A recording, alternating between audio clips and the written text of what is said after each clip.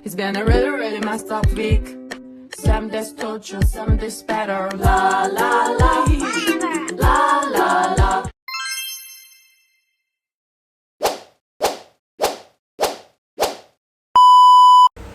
Assalamualaikum warahmatullahi wabarakatuh. Hi everyone, let me introduce myself. My name is Agniana Saida Santosa with study number C2415201035 from Midwifery Major of Muhammadiyah University Tasikmalaya.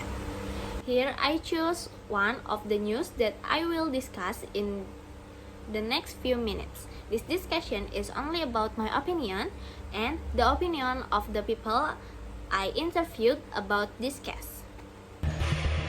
Balita berusia 1 tahun 4 bulan berinisial AAA, warga desa Tambe, Bolo Bima, Nusa Tenggara Barat, akhirnya menjalani operasi lanjutan di Rumah Sakit Provinsi NTB pada Selasa 17 Juni. Operasi dilakukan oleh tim dokter Rumah Sakit Provinsi NTB yang dilakukan sekitar 1 jam lebih. Usai operasi, balita AAA langsung dibawa oleh tim medis ke ruang perawatan khusus anak di Rumah Sakit Provinsi NTB dan hingga saat ini tidak diperbolehkan dijenguk karena dikhawatirkan akan ada infeksi yang bisa terjadi. Ini kan operasi keduanya dia, terus ya lumayan 1 jam lebih kayak deg-degan, tapi alhamdulillah operasinya berjalan lancar, masya Allah. Berapa jam? 1 jam lebih lah, masya Allah. Sebelumnya keluarga AAA dan kuasa hukumnya pada Senin 16 Juni meminta pihak pemerintah Provinsi Nusa Tenggara Barat mempertemukan mereka dengan pihak yang telah menangani korban sebelumnya, yakni Puskesmas Bolo, Rumah Sakit Sondosia, RSUD Kabupaten Bima, dan Dinas Kesehatan Kabupaten Bima. Dalam kesempatan tersebut, kuasa hukum keluarga AAA membeberkan sejumlah bukti foto kondisi penanganan tangan korban yang dilakukan fasilitas kesehatan terkait dan diduga mengakibatkan diamputasinya pergelangan tangan kanan bocah tersebut. Diakui dari beberapa vaskes, kenapa durasi panjang? Karena mereka mengakui mereka keterbatasan dokter. Yang kedua, keterbatasan fasilitas yang sangat disayangkan dengan durasi panjang perjalanannya dialami oleh Arumi. Dia harus mengakhiri tangannya untuk segera diamputasi untuk menyelamatkan nyawanya, itu diamputasi eksekusinya kan di Rumah Sakit Provinsi NTB. Itu dia dirujuk tanggal nyampe di sini 19 April sampai 19 Mei. 19 April sampai 19 Mei lebih kurang 1 bulan itu Arumi berada di RSUP Provinsi Mataram. Rumah sakit fasilitas terlengkap yang dimiliki oleh kementerian yang berada di Mataram. Jadi di situ kan fasilitasnya lengkap. Jadi oleh karena itu Ibu Arumi sempat menjalani perawatan 2 minggu ke psikiater. Dia harus menunda amputasi anaknya, tangan anaknya dengan pertimbangan yang sangat berat, sehingga dikonsultasikan ke psikiater. Dia berharap mudah-mudahan ada mujizat Tuhan, tapi tangan tidak bisa selamatkan demi menyelamatkan nyawa anaknya. Dengan terpaksa orang tua Arumi mengikhlaskan tangan anaknya diamputasi tanggal 12 Mei. Pihak pemerintah Provinsi NTB dalam hal ini Dinas Kesehatan Provinsi NTB meminta agar permasalahan tersebut bisa diselesaikan dengan cara kekeluargaan. Yang fasilitasi, ada dialog komunikasi, harapannya ada jalan terbaik yang bisa kita tempuh untuk menyelesaikan kasus ini secara kekeluargaan, dan kemudian harapan dari pihak keluarga Arumi juga sudah menyampaikan yang menjadi harapannya karena pasti kasus ini mengalami kerugian, dan insya Allah dari pihak dinas kesehatan siap untuk Pihak kuasa hukum dan keluarga berharap penanganan kasus terhadap balita AAA dilakukan secara maksimal, termasuk menjaga sterilisasi ruangan dan perawatan serta tim kesehatan yang menangani korban agar tidak terkontaminasi sehingga menimbulkan infeksi atau penyakit baru lagi. Lalu Rahmat Juniadi, Mataram, NTB. In this news, I underline the case of solving the problem in a family way to the final way. What the reason I choose this case is, the reason I choose this news is because this news is quite interesting to me and can be listened for the future that malpractice is dangerous and not allowed.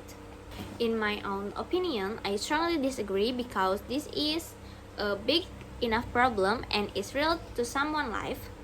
As a result of this malpractice, a child had to lose one of his limbs, and it might be unfortunate if it resolved in a family manner. Because we will never know whether this will happen again or not in the future. Therefore, this malpractice case must be followed up firmly so that justice can also accompany all parties and no one feels disadvantaged.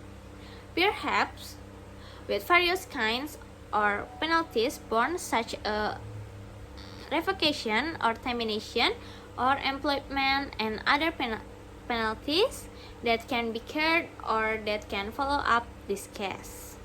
Maybe that's all I have to say about this case. Now, let's hear what people think about the resolution of this case. Okay guys, this time I will ask people opinions about the news. This time we are with Raihan. What do you think about the problem in a family manner? Do you agree or not? My opinion on this matter disagree, because considering that the toddler lost one of his hand, even though it was resolved in a family manner, the facility still has to be punished. Baik guys, sekarang di sini aku bersama Algia. Baik, saya setuju dengan permasalahan yang akan diselesaikan secara kekeluargaan karena tidak akan menimbulkan keributan. Tetapi menurut saya sebaiknya pihak yang melakukan kesalahan memberikan tanggung jawab yang lain seperti membantu atau membayar biaya yang telah dikeluarkan oleh korban tersebut. Aku udah sama Tiara. Menurut saya sungguh tidak setuju karena dari kasus tersebut itu merupakan malpraktik, sedangkan malpraktik itu harus diselesaikan dalam sanksinya sesuai dengan UU-nya, lalu sesuai aturan-aturannya. Saya tidak setuju. Terima kasih. Baik, terima kasih. Aku udah sama Siva. Kalau saya tidak setuju karena itu mungkin lebih ke harus ada tanggung jawab, harus bertanggung jawab dari pihak klinik ya, karena itu menyangkut ke fisik si bayi. Soalnya kan kita buat masa depannya juga kan. Nah, jadi kalau misalkan menurut saya tidak setuju kalau misalkan harus diselesaikan secara kekeluargaan. This time we are with Ratu. I'm not agree, but I am deeply concerned about this midwife malpractice case. I clearly violate patient right and should be handled legally. Guys, today I with Patria. Can I ask you about your business? Okay, thank you for the question, Agnia. I disagree with that situation because of what? Ketika seseorang mempunyai praktik ataupun melakukan sesuatu, itu perlu ada dasar hukum. Ketika tidak menyelesaikan dasar hukum, itu sangat berbahaya, terutama ketika nanti sampai membahayakan orang lain. Sangat disayangkan di kondisi tersebut, orang tersebut menyelesaikan masalah tidak dengan ketentuan hukum yang berlaku di Indonesia. Guys, this time we are with Ichel and Nanda. I don't agree because this action is centrally not trivial and concern other people's lives. I don't agree because it was a mistake to be careless in carrying out the action.